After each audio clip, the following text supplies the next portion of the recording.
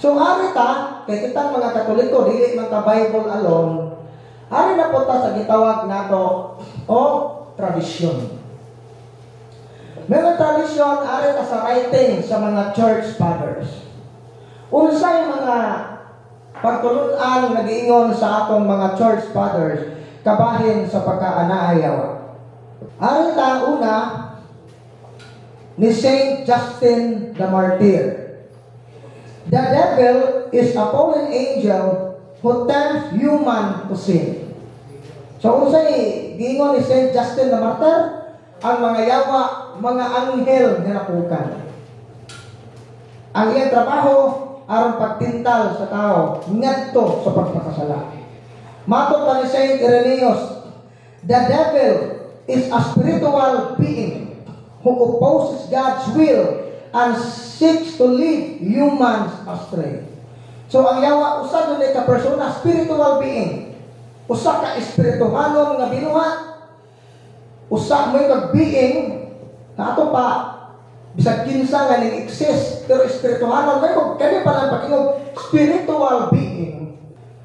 May kog kani kag spirit espiritu matawag nga spiritual being tungod kay naa siya intellect og naapod siya will or free will.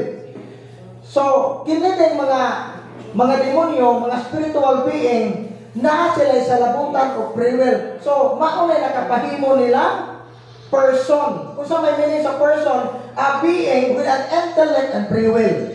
Dari ka sa philosophy. So, kana palandaan nga statement sa mga church fathers, giklaro nga ang yawa usa ka persona.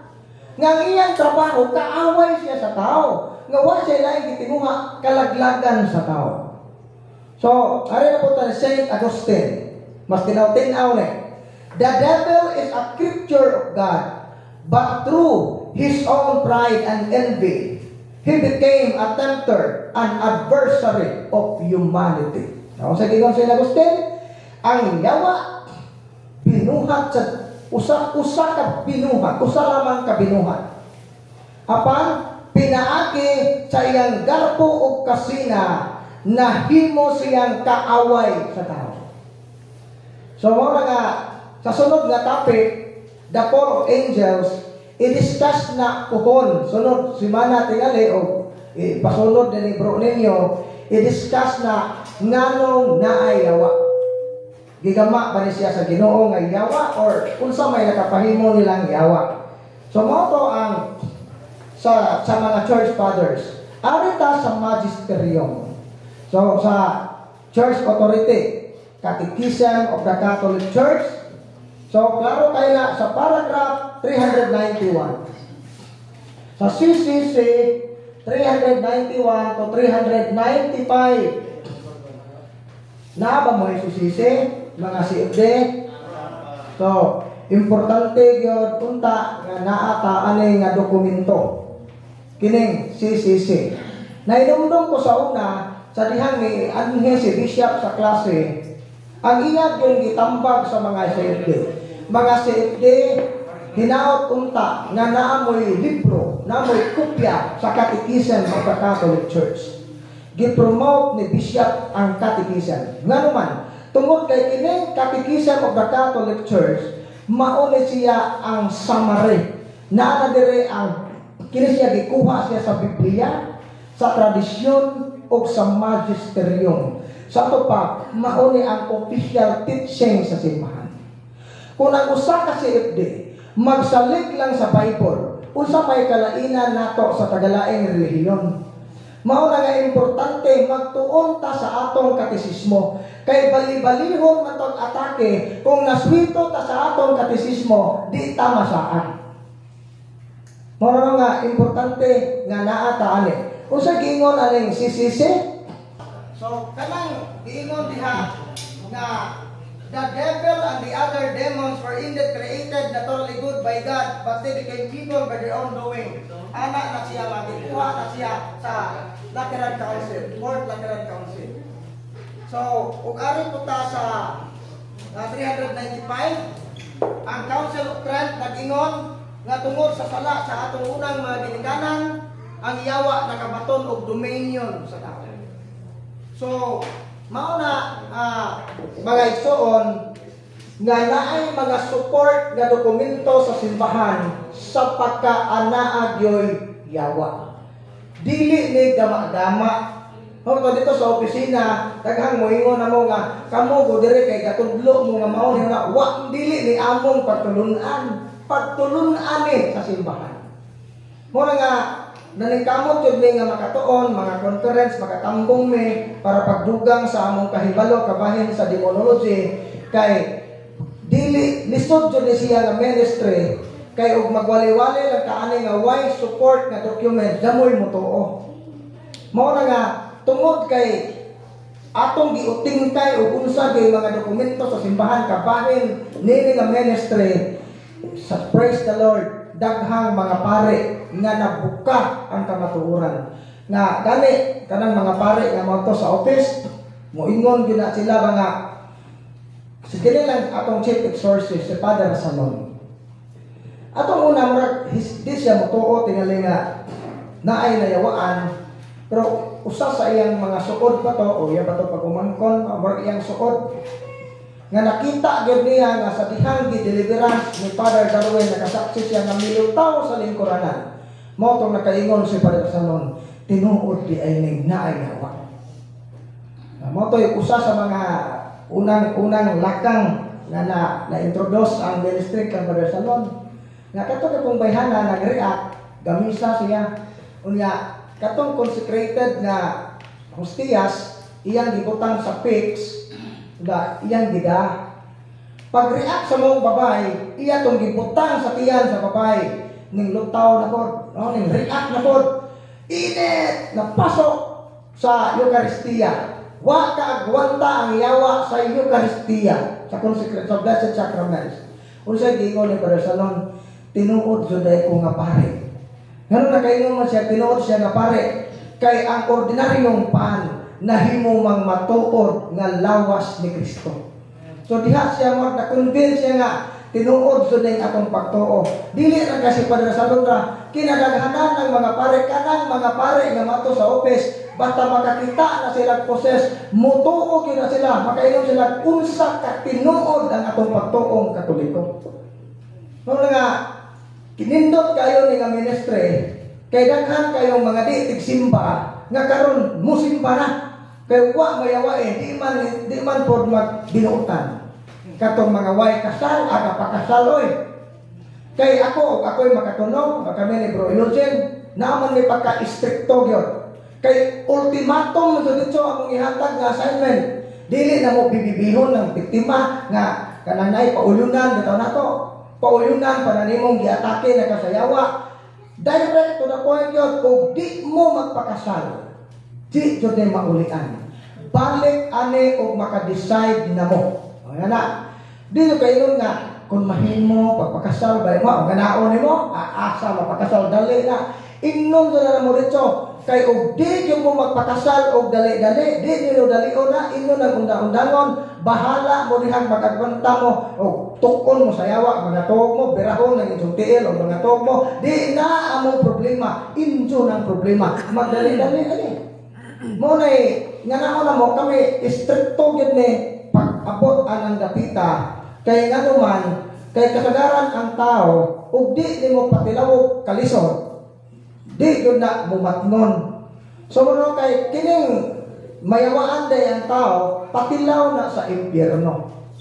So mo nga magbantay ta dapat kita mga CFD magbantay ta ni ining maong kaaway nga mo ang yawa. Balikon ako nga nindot unta nga kining tanan nga mga ning apil sa mga organisasyon sa simbahan, dili lang sa CFD, liminister, bakaha, katikista, sa dili paunta ni dawaton kung ako'y pare, di ko musugot kung mahimo ning katikista o di ma-exorcise una. Nahibaw ba mo og usa sa mga obispo nga exorcist si Bishop Marvin Maceda sa Antique. Matod niya, sukat sa iyang pagka-obispo, wala siya giordinahan nga mahimong pare nga wa giagig deliverance. Kay ang iyang wisdom mauni. Kung kining mga seminarista ug naa ni sila contamination sa yawa, kung ako ning ordinahan nga dili sila ma-purify, mahimo ning pabigat sa akong diocese. Mao na nga ang ako yung diagnose ito nganong makagubot-gubot ning CFD. Kini ato kini di lang mo manghilabot kanang ubang grupo ba. Kaya mo man sa grupo sa simbahan nga wa mo alimatok, naa man sa daghang mga matawag na to nga maghatag o kahasol. So kini lang atong grupo nganong daghan ani nga mga di mo to pare magabuot og ija bisag di mo presidente murag presidente isahin na siya sa demonic presence. You know, isa sa mga timaan nga ang yawa naa sa atong grupo, division. Basta naa gani ng pagkabahin-bahin, naa gani ng pagkagarbuso, nga murag kanunay na kang sakto. So isa sa nakatimaan nga naa ang presyensya sa yawa. Nagkakagutana ro, Brad, kung saan man ang pag-ilan ng among mga kaubang minister o nayawaanay na ay presyensya sa yawa anay, simple na sister. Naagani mo yung kaubang minister nga bisag di presidente mo preside sa meeting, isang tingog tanan matuman, magabuot, mangita ra bag-away o di masunod, nayawa anak, klaro, more pa. Pustaan na yung sister. No? Pupusta ko, pasalik ko, pamatudaan ko na akong nayawa anak. Kay si bisan kinsa nga tao nga nakakos kag division sa usa ka grupo. Naagad nimo ang presyensya sa yawa. Kay ang presyensya sa Espiritu Santo maghatag naggugma, kalinaw ug panaghiusa. Og Espiritu tunto gani, ana matinunto gyud ang atong kapunungan. So mo na nga hatag ko talk sa dili lang ko mention kay video ra ba ni mahibawo na like dilipat na pupunto si Ruel. Bitaw, naghatag kong talk sa usa ka grupo, paghiskot na nahuanay nga mailhanin mo na naay mga kaubang sa grupo nga mao na presensya sa yawa, kinadaghanang namuli. Wa mohuman sa recollection. Manuman gipanghangan naay uban galisod og lakaw, giagwanta man ng kanang dasa sa scratches ning uli kay wa makadawat sa kamatuoran. No to pagpangut wa ko kahibaw og mao dito rason ang mga kauban na ning sulti paghuman wa kagwanta brad mao toy mga alimatok kani among grupo nga og naa tong mga tawhanan magubot ni malipay ang kawa kay mamalinawon ni among grupo. So nga nga gyud tay kaaway. Mo nga atong i-check karon tung kaugalingon unsa man kong matanga sa pagkatao dire sa atong ministry. Troublemaker ba ko? Peacemaker ba ko? Nakatampo ba ko sa kalinaw o kahiusahan? O ako may nakaingon nga, ako may pabilo sa mga kagubot dinhi? So maunay atong tan-awon ang atong kaugalingon. Kay magsugod ang kabag-uhan, magsugod na sa atong kaugalingon. Tan-awon na to. Isan kami sa office nito. Grabe mo yun ang among mga retaliation. Isik tan-away mi sa among kaugalingon. Inighuman sa adlaw, sige mi tanaw, asa magudapita kakuwang ng lawa. Asa magudapita na sipyat ha. O ganiha gisapot, o ganiha kay demanding na dotungay. Pasyente, ugma, ahong paningkamutan nga rin na tumautro. So, ingon anak ba natay awareness sa atong mga weaknesses. Kay, pwede din gamiton sa yawa ang atong mga kahuyang aron ta maguba. Na dili ra ba kay kita ray maguba, maangin ko ng ubang tao. So mo nga mo ni bantayan nato. Kay kining existence sa yawa gyud giklaro gyud sa mga church fathers o sa tradisyon sa simbahan, at tradisyon o sa magisterium sa simbahan nga mauni ang hulga sa atong kaluwasan. Mo ni naghatag og kahasol sa atong kaluwasan. Pero ngano nga gialaw man sa Ginoo nga ang yawa mo atake nato, so maunay tumpagon sa sunod speaker pohon kinsay asahin ana Brad ninyo the call of angels.